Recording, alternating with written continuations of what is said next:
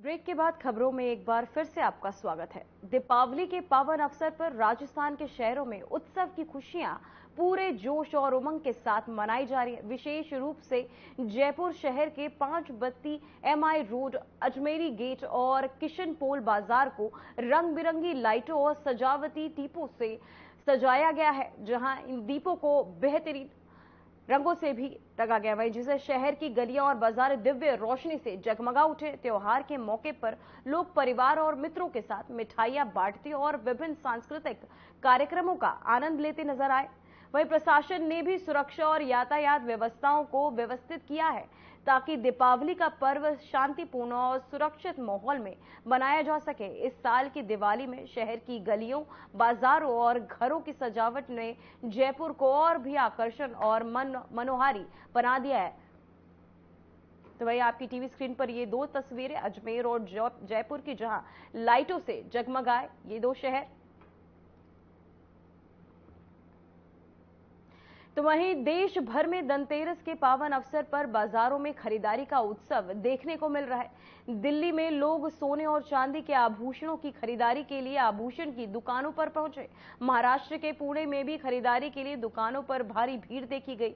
मध्य प्रदेश के गलियारों में सोने, चांदी और आभूषण और बर्तनों की खरीदारी के लिए बाजारों में रौनक बनी रही। वहीं झारखंड की राजधानी रांची में भी लोग सोने और चांदी के आभूषण और बर्तन खरीदने के लिए बाजार पहुंचे। वहीं चंडीगढ़ में आभूषण बाजार में भी लोगों की भारी भीड़ दिखी। पश्चिम बंगाल की राजधानी कोलकाता में भी लोग सोने के गहने खरीदने के लिए दुकानों पर पहुंचे। साथ ही धनतेरस के मौके पर बाजारों में रौनक और उत्साह का माहौल है और लोग परिवार और मित्रों के साथ खुशियों की खरीदारी का आनंद ले रहे हैं। तो वहीं आपकी टीवी स्क्रीन पर ये 6 तस्वीरें दिल्ली, मध्य प्रदेश, महाराष्ट्र, चंडीगढ़, झारखंड, पश्चिम बंगाल, जहां धनतेरस के दिन बाजारों में भीड़ उमड़ी। साथ ही लोग सोने चांदी की खरीदारी करने के लिए पहुंचे। और साथ ही आपको बताते चले, तस्वीरों में आप देख सकते हैं बाजारों में खासा लोगों की भीड़ देखने को मिली धनतेरस के दिन, जहां सोने चांदी की खरीदारी में काफी इजाफा भी देखने को मिला।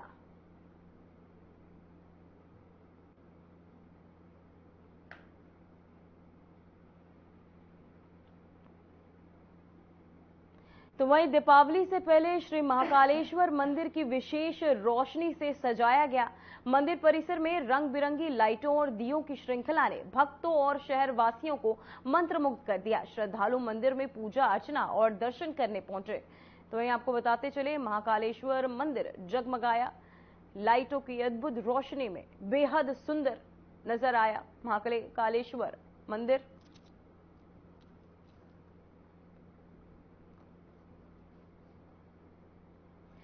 मुख्यमंत्री मोहन यादव ने उज्जैन के तराना में किसानों को राहत राशि वितरण में हिस्सा लिया।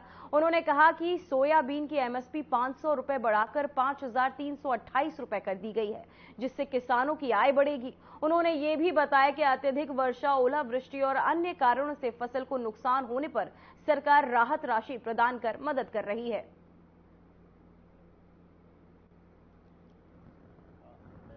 किसानों की राहत राशि बांटने के कार्यक्रम में शामिल होने जा रहा हूं। जिस प्रकार से हमारी सरकार ने किसान हितैषी योजनाएं चालू की है, उसका लगातार प्रतिसाद भी मिल रहा है और किसानों के लिए, किसानों की आय डबल करने के लिए कई सारी योजनाएं हमारी चल रही है। ऐसे में सरकार के माध्यम से भी माननीय प्रधानमंत्री जी भी इसको प्रोत्साहन दे रहे हैं। लगभग 500 रुपया हर बार वो अपनी भाव बढ़ा करके MSP की किसानों की आय बढ़ाने के लिए, आय डबल करने के लिए संकल्प लगे। उल्लेखनीय कि पिछली बार 4,800 भाव था, इस बार 5,328 रुपया प्रति क्विंटल सोयाबीन का MSP डिक्लेयर हुआ है।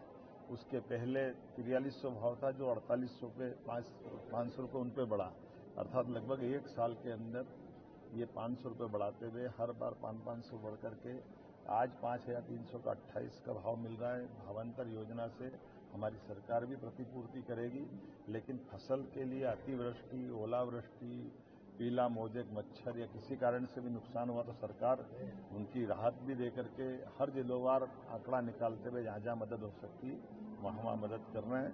इसके अलावा बीमा से भी हमने कहा कि बीमाओं की भी किसानों को मदद मिलेगी। सरकार ने एक योजना और बनाई दीपावली के अवसर पर, मेरी अपनी ओर से बधाई दी कि हमारे किसानों को भविष्य में बिजली की स्वयं के उनका अपना सोलर पंप लगाएं। इसलिए 40% पहले राशि देना पड़ती थी, अब वो 40 के बजाय 90% अनुदान राज्य सरकार देगी। केवल 10% किसान उसमें दे करके सोलर पंप लगा सकता है। 3 horse power, 5 horse power, 1 horse power, जितने प्रकार के वो अपनी इन योजनाओं का लाभ लेगा। कुल मिलाकर के सरकार बिजली, पानी, सब प्रकार की मदद दे करके किसानों की मदद कर रही है। इस अवसर पर पशुपालन को भी हम बढ़ावा दे रहे हैं और पशुपालन के आधार पर जब अपनी खेती को प्राकृतिक खेती, जैविक खेती की तरफ ले जाएंगे तो रासायनिक खाद से भी एक तरह से मुक्ति मिलेगी। और अब सबको उल्लेखनीय कि जैविक फसलों की कीमत कई गुना ज़्यादा होती है, एमएसपी से भी डबल कीमत पर वो मिलती है। आइए, प्राकृतिक खेती में भारत में मध्य प्रदेश नंबर 1 में है, हम इसको उसमें और आगे ले जाएं। मेरी अपनी ओर से दीपावली के, और आज रूप चौदस भी, आज यम द्वितीया भी बोला जाता है, मेरी अपनी ओर से यम द्वितीया की बधाई, रूप चौदस की बधाई। तो वहीं बसपा प्रमुख मायावती ने आज पार्टी कार्यालय में पार्टी कार्यकर्ताओं के साथ समीक्षा बैठक की। इस बैठक में इन्होंने संगठन की वर्तमान स्थिति, आगामी चुनावी तैयारियों और विभिन्न राजनीतिक गतिविधियों पर विस्तृत चर्चा की। बैठक के दौरान कार्यकर्ताओं और पार्टी की रणनीति और आगामी कार्यक्रमों को सफलतापूर्वक लागू करने के निर्देश भी दिए गए। तो वहीं आपको बताते चले, पार्टी में समीक्षा बैठक में चर्चा की गई, जहां बसपा प्रमुख मायावती ने की ये बैठक। साथ ही आपको बताते चले, बसपा कार्यकर्ताओं भी इस बैठक के दौरान सम्मिलित हुए। साथ ही कई अहम मुद्दों पर इस बैठक में चर्चा की गई।